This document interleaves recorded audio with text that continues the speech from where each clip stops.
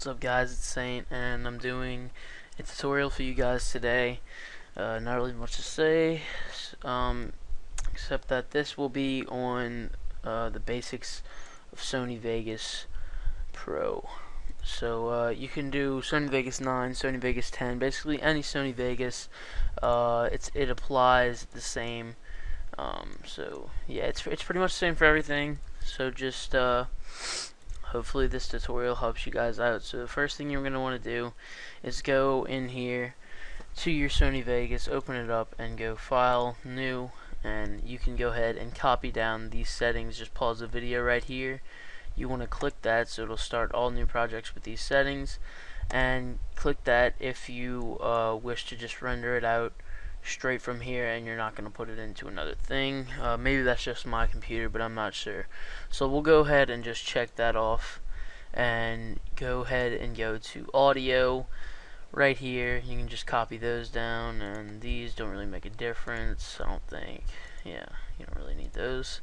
So once you have all your settings correct, go ahead and click OK. But for the frame rate, if you're using a Dazzle, I think it'll be like 29.97, so you're just going to use that. But for this, we're using 59.94 because we're going to be using an HD clip. So I'm going to click OK, and then I'm going to go import a file. So I'm going to go to File, Import, or you could just go right here, click on that, and go to where you want to. I'm going to do that right here. I already have it rendered out. And the clip, so this is a WMV clip. It's a really nice clip I got. Sent it to College Shot, so hopefully they accept it. Look forward to seeing this in one of my Tajes. This should be really exciting. So yeah. Okay, just want to make sure that was working. So yeah, right here we got the clip. As you can see, it's a nice little collat, and I'm going to show you guys today just some really basic stuff, like adding on a color correction, video event pan crop, how to stretch a clip, how to slow-mo it, stuff like that. So let's go ahead and get started. One of the first things you want to do to make a clip look really nice and to give it really high quality is go to Properties, right click on your clip and go to Properties, and make sure Disable Resample is filled in, and then just click OK. And what that does is, say you have you're zooming out, and it prevents a lot of the shadowing. So what you normally want to do next is you could just click on this little thing right here, or you can right click and go to Video Event Pan Crop. And what you do next is you're gonna just scroll down here and click Maintain Aspect Ratio and set that to No. So that way you can get rid of these little black lines. So all you're going to do is drag it in a bit, and there you go. I already have a preset set, but if you guys want to set your preset like to this, just go ahead and save it like nice or something. But since I already have a preset, I have that right there, and I like the way that looks. You can also make it widescreen, so you can just do like that, and there you go. You got nice little bars. If you want to make it a little bit more widescreen, there you go. Looks nice. I already have a preset for widescreen, so that's my preset. Bring it up a little bit more, and there we go. That looks pretty nice. Alright, so you could just go ahead and close out of that. And next thing you want to add is a nice color correction. Now I do it a little bit different from some other people, but I'm going to show you the very basic stuff. What you want to do is go to color corrector and put on studio RGB to computer RGB, and that just brings out the colors a little bit more. And then you want to come down to saturation adjust and drop on reset to none. I already have a preset for this, so you guys can just go ahead and copy down those settings right there. Pause the video for a sec if you'd like, and that, you see, that just brings out all the colors a lot more. So once you've done that, just go to sharpen and drag on reset to none. That way it gives it a really nice high quality. Just even though it's at 0, it adds an effect to it. So that's basically all you need for this. If you want to, you can add some soft contrast and So you could just drag on any one you want. This is a lot of contrast. I'm just going to drag on soft, moderate contrast, a preset that should already be in there, and that gives it like a softer look. But I'm not going to put that on. That's only if you want to give it a more dramatic look.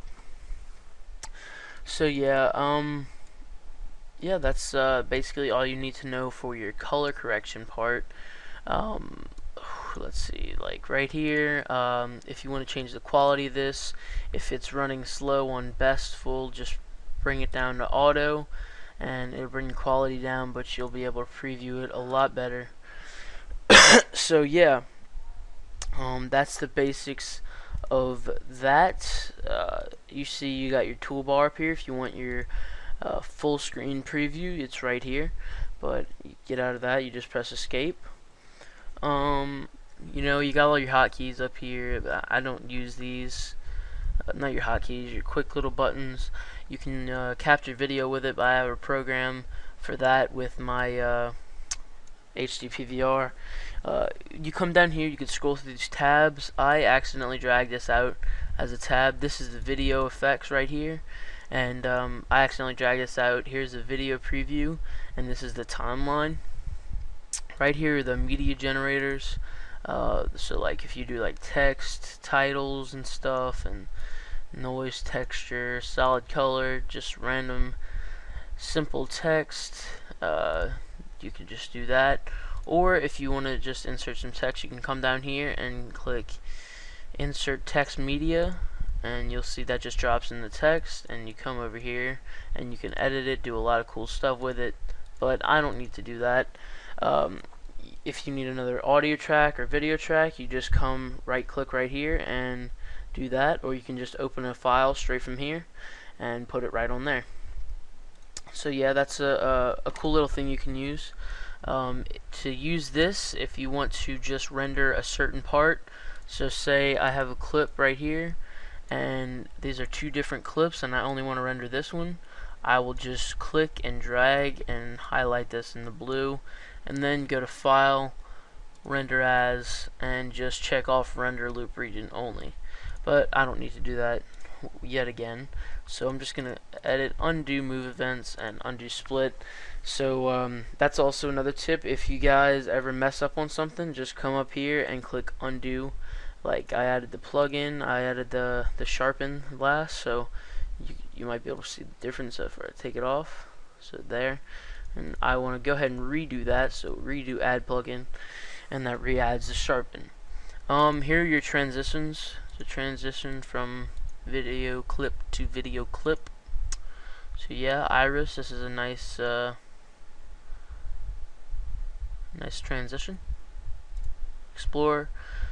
I never really use this. This doesn't really ever. I don't ever need a have a need to do this. So I don't really use that, but what I do use mostly is just project media and video effects. If you say you close that and you don't know how to get it back, just go to view and go ahead and click on video effects, and there it is, it's right back. If you don't want it on there, you want it as a separate window, there you go. You can make it as big as you'd like. As big as you'd like it to be, but I would like mine on there. And yeah, so let's say you accidentally drag the loop region on, and whenever you do drag a loop region, you have it right here and it plays only the part it's on. So for example, right there, it only plays that part, but my computer is very slow. Okay, if you could see this. Hold on one second, my computer's being very aggravating. So yeah, right there, if you ever mess up, you can just drag it another place, or you can just drag it right there, and then the timeline will just drag right over it. To make your clip so you can edit it, I guess more precise, you just drag this down and you should see it stretches out the timeline so you can get it more precise. So say if you're syncing a shot or something, you could just go right to where you see the shot in the audio timeline. Also, if you want to move from frame to frame, you can just use the little arrows on the bottom right of your keypad. So you make that bigger, To split a clip, you just want to click where you want to split it and just hit S on the keyboard, and then whatever is highlighted in the blue is the one you'll drag, and so you can just click on that and you can just drag it. Once again, I'm going to go to undo move and undo move again. Alright, undo split. I want that all as one clip. And a quick little thing you should probably know is I would add all your color corrections on there before you split up your clip, so you don't have to keep dragging it on to every little piece of your clip, so you could just already have it on there, unless you are putting on a different color correction on another part. Not really sure why, but yeah. So that's how you do that. That's basically it, guys. Just if you have any questions on what to do, if I left anything out, I'm sorry. Just message me and I can tell you it all. I will be doing one on Adobe After Effects sooner or later, so I hope this helped you guys out, and I'm gonna go ahead and end this right at 11 minutes, and thanks. Don't forget to subscribe. Peace.